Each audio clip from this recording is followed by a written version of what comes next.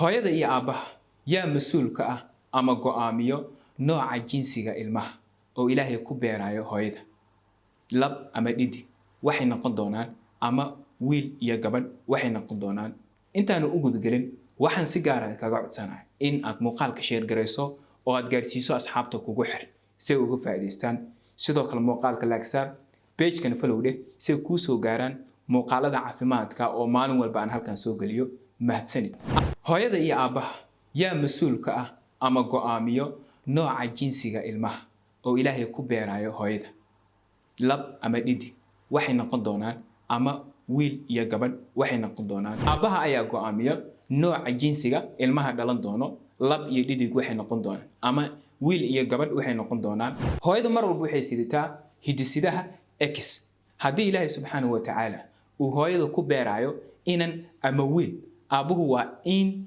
uu ku deyrsadaa ama ku biiriyaa hooyada X-ka ee hore u sidatay Y si ay ugu dhasho inan ama wiil haddii hidisidaha X-ka ee hooyada ay haysatay aabaha uu ku darsado ama uu ku biiriyo X kale laba X ay noqonayaan hooyada waxay dhali doontaa inan ama gabadh ayay dhali doontaa aabaha wuxuu sugayaa inan ama gabadh ayuu sugayaa guud ahaan bini'aadamku waxay leeyihiin hidisida loo yaqaan chromosome wuxuu u kala baxaa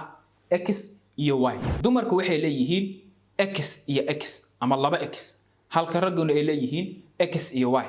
joogitaanka ama maqnaanshaha Y ayaa go'aamiya nooca jinsiga ilmaha ay noqon doonaan maadaama dumarka aysan isbedelaynin hidisidahooda ama chromosomeska oo ay mar walba sitaan XX